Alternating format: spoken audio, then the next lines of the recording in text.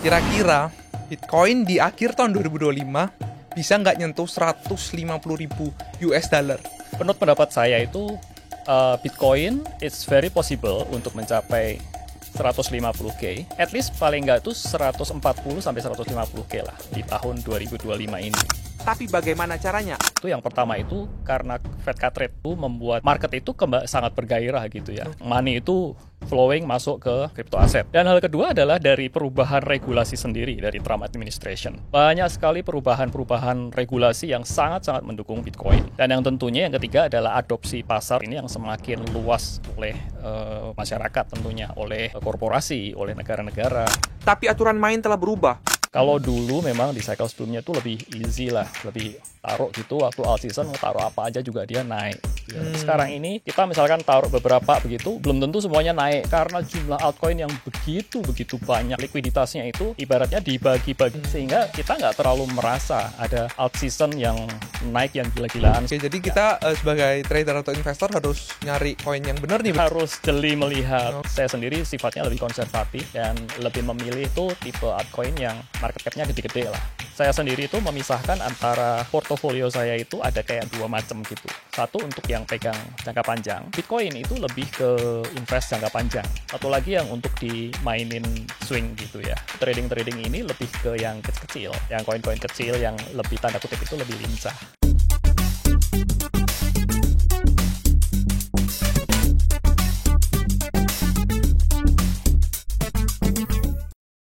Halo teman-teman semua, kembali lagi bersama kami di Cuan Talks Ajaib Alpha. Dan kali ini kita akan membahas tentang kripto.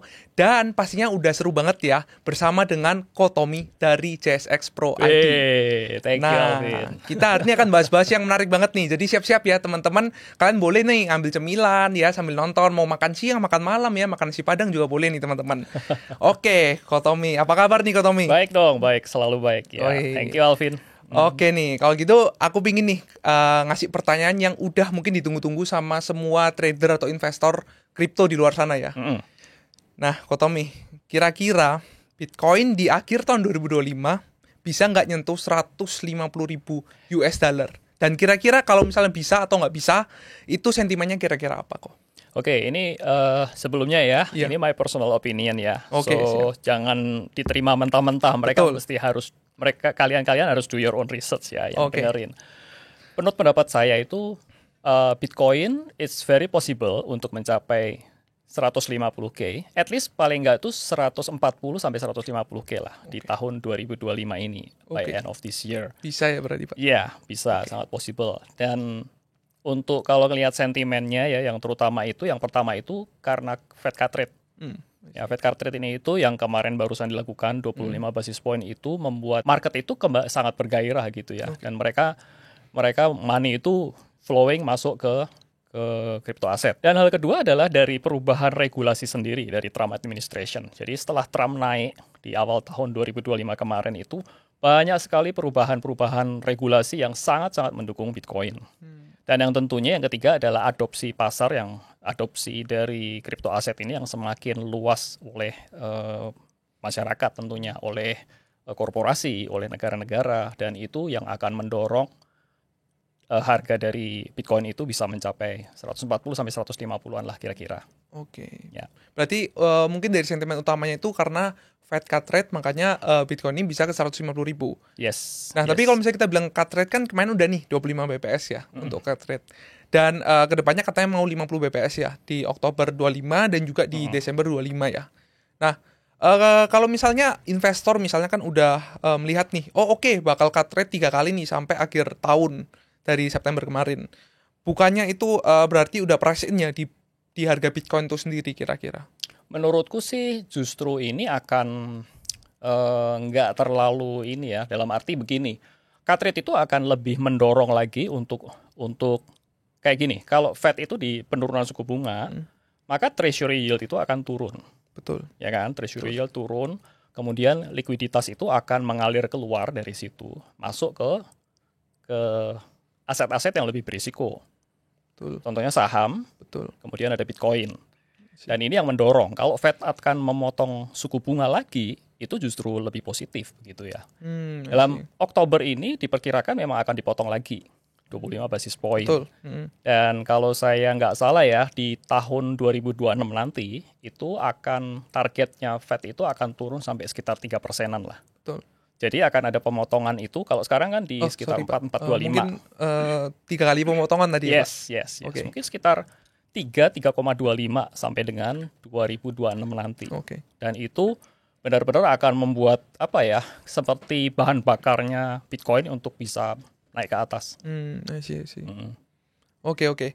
Tapi tadi kalau kita lihat dari sentimen The Fed sendiri, apakah kira-kira ada sentimen-sentimen lain yang akan mendorong pergerakan harga Bitcoin nih? Mungkin dari sisi fiskal, M2 money supply, atau lain sebagainya, Pak? Sebenarnya semuanya itu kembali lagi saling terkait sih. Mostly yang paling utama adalah Fed cut rate-nya. Kemudian yang tadi saya sebutkan juga ya, tentang Trump administration punya peraturan dan juga tentang adopsi. Saya rasa 3 itu yang paling jadi punch untuk Bitcoin bisa naik. Oke, berarti memang dari segi fiskal sendiri pergerakan M2 money supply itu akan mengikuti dari The Fed-nya sendiri ya. Oke. Tapi kalau misalnya kita bicara nih soal seasonal nih, Pak. Kira-kira Bitcoin ini kan kalau misalnya saya lihat itu di kuartal 4 biasanya itu naik nih, Pak. Selalu bullish lah di kuartal 4. Nah, apakah ini akan terjadi lagi di 2025 ini, atau apakah bullishnya itu udah selesai dari yang kemarin sempat bullish ke 120 dan ini akan sideways. Dan kalau misalnya kira-kira dia akan naik ya tadi sampai ke 150.000, itu prediksi dari Kotomi sendiri itu di bulan apa kira-kira kasarannya?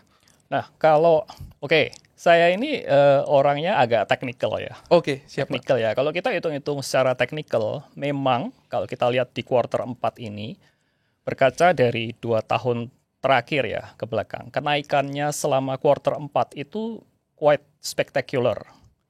Ya, kalau kita lihat itu, saya kemarin sempat hitung-hitung angka, sekitar 50% selama kuartal 4.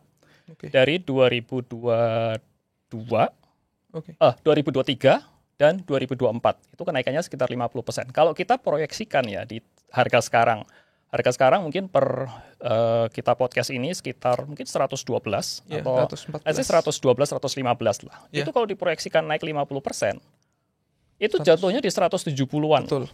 Jadi memang benar kuartal 4 ini benar-benar harusnya menjadi, kalau kita percaya history repeats again, dan itu akan ke-repeat lagi. Tetapi kita lihat nggak harus mencapai 50% lah. Let's say 30% aja. Itu ketemu di angka sekitar 150 ya, Pak? Yes. Oke, jadi memang butuh cuman 30% nih naiknya. Yes. Padahal biasanya secara historical kalau kita lihat itu bisa naik 50% nih di kuartal 4 biasanya ya, Pak. Oke, tapi kalau misalnya dari segi sentimen, oke lah tadi ada The Fed, fiscal money policy juga.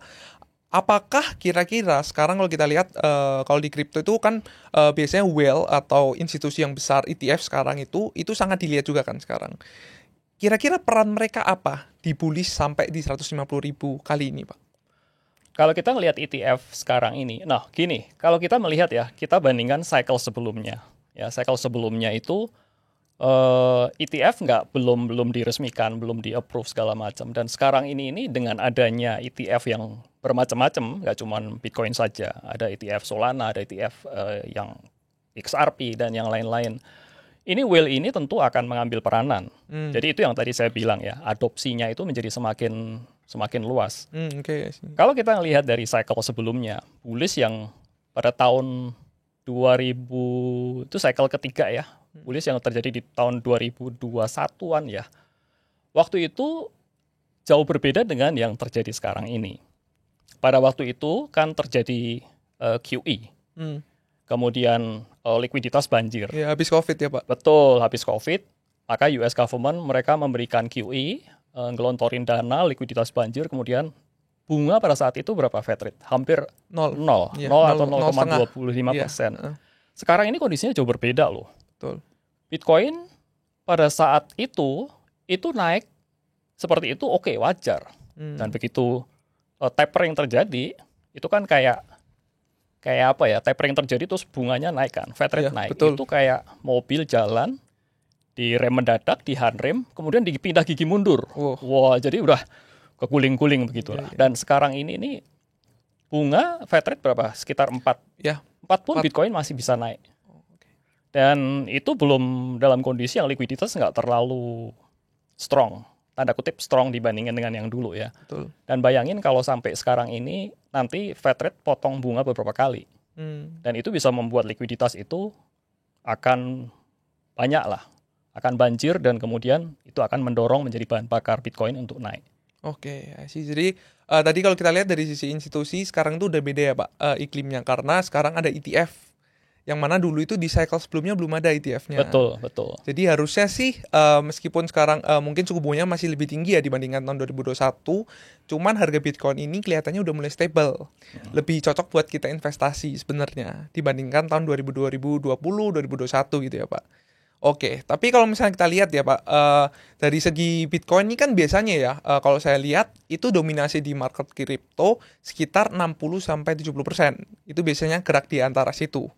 Nah, kalau dari Kotomi sendiri kira-kira ngelihat dominasi Bitcoin ini ke depannya itu akan menurun atau malah akan menaik nih? Oke, kalau kita ngelihat ya ini prediksi kita. Kalau menurun, ini Bitcoin dominance ya. Iya, betul. Bitcoin dominance itu kan sebenarnya perbandingan atau persentase market cap persentase dari Bitcoin versus altcoin secara agregat. Iya. Nah, kalau kita ngelihat gini, jadi kalau Bitcoin itu sekarang ini memang dominasinya akan menurun, ya, dan menurun ini bukan berarti Bitcoinnya akan sideways terus jatuh begitu, bukan seperti itu.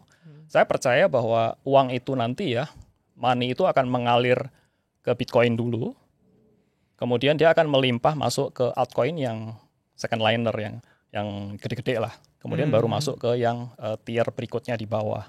Dan ini itu akan terus membuat Bitcoin dominance itu kan cenderung turun. Oke. Di cycle yang lalu itu kejadian yang sama terjadi dan kita sebut sebagai alt season. Betul. Ya. Dan sekarang ini saya percaya itu kita sudah masuki alt season. Tetapi ada tetapinya. Karena jumlah altcoin yang begitu banyak selama satu cycle selama let's say tahun terakhir inilah 2025 ini banyak sekali altcoin. Kemudian likuiditasnya itu ibaratnya dibagi-bagi menjadi, dulunya dibagi cuma sedikit, sekarang dibagi menjadi begitu banyak altcoin, sehingga kita nggak terlalu merasa ada alt season yang naik yang gila-gilaan seperti cycle sebelumnya. Yang sampai ribuan persen gitu ya. Betul. Dan itu kita bisa tercermin dari Bitcoin dominance yang makin turun. Dan apakah Bitcoin akan sideways dan turun? Saya rasa enggak. Jadi Bitcoin akan slowly, gradually dia akan naik. Tapi altcoin ini akan naiknya lebih cepat sehingga Bitcoin dominannya itu akan kelihatannya akan cenderung turun. Tapi nanti suatu saat setelah terjadi equilibrium, terjadi tanda kutip itu reset kembali, Bitcoin dominance ini akan balik lagi naik ke atas dan cycle-nya berulang. Ya, jadi kurang lebih gambaran seperti itu. But sekali lagi ya, ini my personal opinion ya. Nanti kenyataannya bisa saja nggak seperti itu, bisa saja terjadi. So kita hanya memprediksi saja ya. Oke, berarti kalau menurut Kotomi ini sebenarnya alt season-nya udah berjalan sekarang ongoing. Mungkin belum sampai peak-nya lah. Oke, berarti kalau kita melihat ke depannya Bitcoin ini secara dominasi memang akan menurun ya ke depannya. Karena alt season atau altcoin ini akan lebih cenderung banyak keluar koin-koin baru yang akan menantang Bitcoin itu sendiri. Lebih ke arah ini, misalnya uangnya altcoin itu kan terbagi ke banyak sekali altcoin. Jadi kenaikannya itu tuh nggak terlalu kelihatan dari altcoinnya. Ya, kurang lebih kayak gitu sih. Jadi kita sebagai trader atau investor harus nyari koin yang benar nih berarti. Waduh, tambah sulit ya berarti memang Pak. Harus jeli melihat. Jadi memang sekarang ini nggak gampang ya. Kalau dulu memang di cycle sebelumnya itu lebih easy lah, lebih taruh gitu waktu alt season mau taruh apa aja juga dia naik gitu ya. Tapi sekarang ini kita misalkan taruh beberapa begitu, belum tentu semuanya naik, cuma satu atau naiknya juga nggak terlalu tinggi. So it's different gameplaynya beda lah gitu ya. Nah, kalau gitu lebih susah sekarang. Aku jadi penasaran nih, mungkin yang lain juga penasaran nih. Caranya kita nyari altcoin yang kira-kira bakalan lebih naik dibandingkan altcoin lainnya. Kira-kira apa nih Pak? Ini ada nggak tips and tricks? Saya pribadi bukan pemain altcoin yang tanda kutip digen atau yang selon-selon begitu ya. Tetapi saya melihat kalau kita ngomongin alt, saya sendiri sifatnya lebih konservatif dan lebih memilih tuh tipe altcoin yang market cap-nya gede-gede lah. Oke. Jadi saya selalu lebih prefer yang projectnya jelas, kemudian nggak yang baru launching terus habis itu baru listing terus habis itu kita sikat begitu, bukan yang seperti itu. Tapi yang projectnya jelas, packersnya jelas, kemudian use case-nya jelas dan seterusnya. Jadi kita lebih konservatif sih. Oke, berarti dalam tanda kutip kita harus lihat juga fundamentalnya nih Pak. Benar dari sekali. altcoin itu ya. Benar sekali. Oke, kita mungkin balik lagi nih ke Bitcoin Pak. Nah, kira-kira kita tadi udah ngomong cukup banyak yang positif ya di Bitcoin. Nah, kira-kira ada nggak kira-kira resiko Bitcoin yang dihadapin Bitcoin sampai dia ke 150.000 itu apa aja kira-kira? Yang membuat Bitcoin ini nggak jadi ke 150.000? Saya rasa kalau ada sesuatu yang ini most likely ya, yang paling saya takutin tuh kalau ada geopolitik yang unpredictable. Situasi geopolitik. Let's say si negara ini attack negara itu. Atau ngomong ngebom atau ya perang dan segala macam. Itu mungkin ya. Itu very unpredictable. We call it ya black swan lah. Atau misalkan ada COVID lagi, tapi kan itu less likely terjadi. Iya, betul. Atau yang kedua secara teknisnya mungkin ada ancaman kuantum. But I think saya sendiri nggak terlalu takut dengan kuantum gitu ya. Karena dari sisi, ini ngomong sedikit melenceng ya dari geopolitik ya. Karena kuantum sendiri kalau sampai itu bisa buat ngehack wallet, itu yang kena duluan bukan kripto. Yang kena duluan yang traditional finance. Waduh. Gawat nih berarti. Yang kena duluan yang satunya, yang lain. Oke, berarti kalau misalnya yang kena yang traditional finance, harusnya kripto berarti lebih aman dong, Mbak? Berarti. Ya, karena kan kriptografinya lebih canggih lah. Oke. Ya. Berarti harusnya bullish dong, Mbak, itu kalau gitu. Enggak lah, itu another story lah. Karena kan kuantum, let's put aside lah ya. Karena kita ngomong 150 bisa jadi nggak nih apa yang menghambat. Kalau kuantum mungkin belum lah ya sampai saat ini. Oke. Jadi mungkin tadi resikonya ada dua ya. Mungkin dari geopolitik sama yang kuantum. Tapi yang kuantum ini less likely. Belum lah. Ya, kemungkinan besar nggak terjadi nih. Yes. Ya, tapi mungkin kalau geopolitik kan kita memang nggak bisa kontrol ya Pak. Kan kita nggak tahu nih besok-besok bangun, tiba-tiba ada yang perang gitu kan. Ya, itu emang sulit sih kita kontrolnya. Nah, tapi kalau gitu saya mau nanya nih, tips and tricks buat investor pemula yang kira-kira nih masih FOMO atau masih banyak fear lah ya, tadi kayak ada geopolitik atau lain sebagainya, risikonya banyak lah di kripto. Nah, kira-kira apa tips and tricks buat investor pemula dari Kotomi sendiri? Oke, kalau pemula itu saya sendiri melakukan itu ya. My personal opinion itu buat pemula itu paling nggak terlalu, ada dua tipe lah ya. Pertama adalah kalau mereka pemula ini itu pengen long term, pakailah DCA. Dollar cost averaging. Jadi beli berkala. Beli berkala, bisa berkala dengan cara habis selesai gajian gitu ya. Habis gajian bisa disisihkan untuk membeli Bitcoin. Daripada atau membeli aset altcoin yang lain. Tapi berkala ya. Atau kalau lebih canggih, lebih pinteran dikit lah ya, ngerti teknikal, itu DCA tetapi pakai indikator dikit lah. Jadi pilih yang uptrend, kemudian pakai indikator simple saja. Misalkan MACD.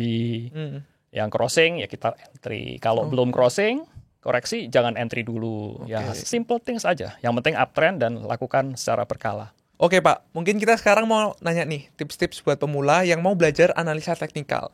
Kira-kira dari Kotomi sendiri nih, kira-kira biasanya pakai analisa teknikal itu apa aja? Dan biasanya itu sukanya tradingnya itu di koin yang seperti apa mungkin? Jadi saya sendiri suka itu trading kalau di kripto ya. Khususnya itu suka yang Bitcoin itu nggak terlalu suka di tradingin. Malah nggak suka Bitcoin? Tuh, saya buy and hold Bitcoin. Investor. Yes, benar. Jadi saya sendiri itu memisahkan antara portofolio saya itu ada kayak dua macam gitu. Satu untuk yang pegang jangka panjang, satu lagi yang untuk dimainin swing gitu ya. Jadi kita pisahkan ada dua posisi portofolio. Kalau untuk yang Bitcoin itu lebih ke invest jangka panjang. Ya, jadi Bitcoin, kemudian yang saya suka lagi itu seperti BNB, pokoknya yang top market cap lah, BNB, kemudian ada Ethereum, Solana, yang gede-gede begitu ya. Kemudian yang untuk trading ini lebih ke yang kecil-kecil. Yang koin-koin kecil yang lebih tanda kutip itu lebih lincah. Nah, kalau dalam konteks investasi, buy and hold jangka panjang, saya hanya ngelihat itu tren. paling utama trend. So ada pepatah mengatakan kan, trend is your friend.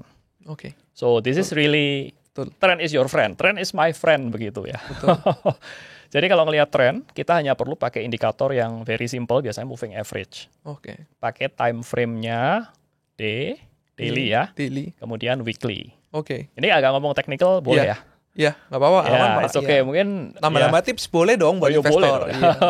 Jadi saya pakai day atau weekly. Jadi kita pakai moving average. Moving average yang dipakainya itu saya biasa pakai EMA 100. 100. Yes. Oh, berarti agak long term ya?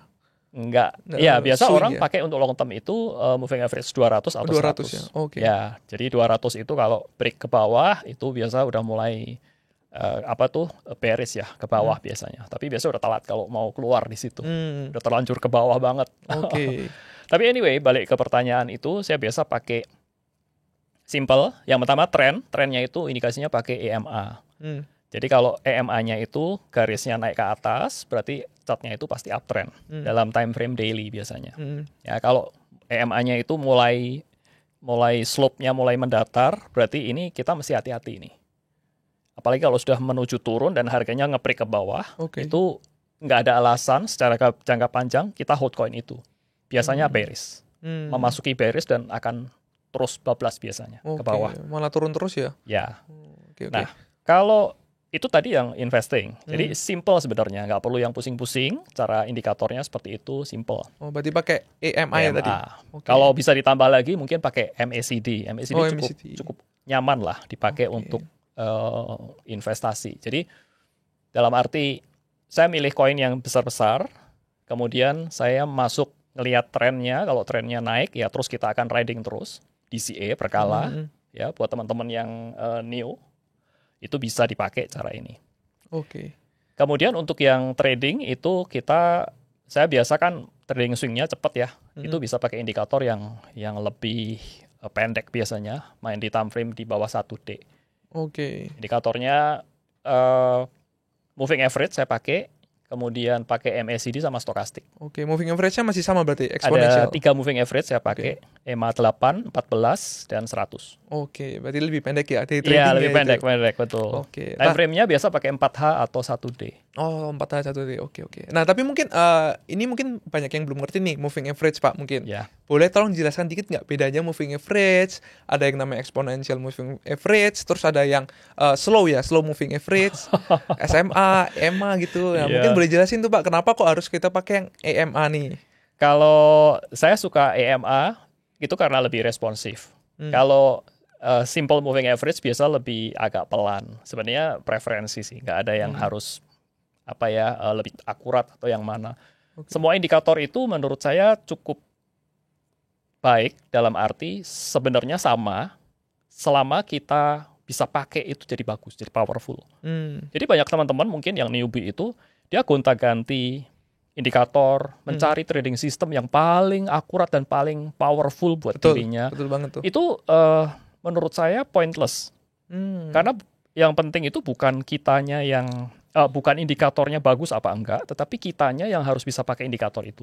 Oke. Jadi ibarat gini ya, kalau ini teman-teman kan banyak anak-anak muda nih, yang suka main game lah ya. Iya. Suka main game, misalkan dia pilih karakternya apa. Kalau karakternya knight, dia bawa indikator yang berat-berat, gak apa-apa. Dia suka indikator yang berat. That's okay, as long as it works for you, fine. Tapi ada orang yang indikatornya itu, misalkan karakternya dia main yang kayak misalkan rook atau yang archer begitu ya. Dia kan pakainya cuman armornya nggak boleh yang tebel-tebel gitu kan. Pakainya panah doang gitu. Dan dia harus lincah, harus bisa lari. Pakai indikatornya nggak usah yang berat-berat, yang simple-simple saja. Selama dia bisa pakai, hasilnya sama powerfulnya. Wih, keren gitu. tuh. Tips and tricks dari Kotomi tuh. Semoga teman-teman dapat insight-nya banyak banget nih pastinya ya. Oke teman-teman semua, tadi kita udah dapat banyak insight ya dari Kotomi. Dan jangan lupa teman-teman stay tune terus, karena habis ini kita akan lanjut membahas US Stock dari Kotomi. Pastinya akan seru banget ya kok. Nah, kita akan membahas tentang US Stock dan juga prospek saham Amerika dan juga sentimen-sentimen global saat ini. Oke teman-teman, thank you ya yang udah nonton dari awal sampai akhir. Thank you, bye-bye.